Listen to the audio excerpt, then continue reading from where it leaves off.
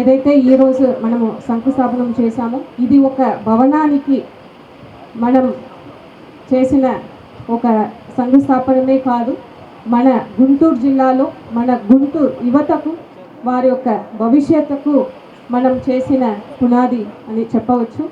ఇక్కడ ఇప్పుడే చెప్పారు, ఇది మల్టీపర్పస్ ఇండోర్ హాల్ అనేది 14 crores వ్యయంతో ఇక్కడ బాస్కెట్బాల్ కోర్టు, అదేవిధంగా స్క్వాష్ కోర్టు, అక్కడ యోగా హాల్ అన్ని సదుపాయాలతో తయారు చేయబోతున్నాము. సో దీని వలన గుంటూరు ప్రజలకు, ముఖ్యంగా ఇక్కడికి ఉన్న స్పోర్ట్స్ మెన్, స్పోర్ట్స్ విమెన్ అందరికీ కూడా ఒక మంచి అవకాశం.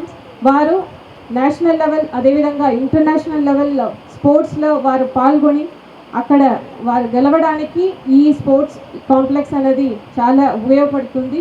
ఇలాంటి ఒక మంచి ప్రాజెక్ట్ని తీసుకువచ్చినందుకు ప్రజలందరూ తరపున, ముఖ్యంగా ఇక్కడ ఉన్న క్రీడాకారుల తరపున డిస్ట్రిక్ట్ స్పోర్ట్స్ అథారిటీ చైర్మన్గా నేను కేంద్ర మంత్రివర్యులకు హృదయపూర్వక కృతజ్ఞతలు తెలియజేస్తున్నాను.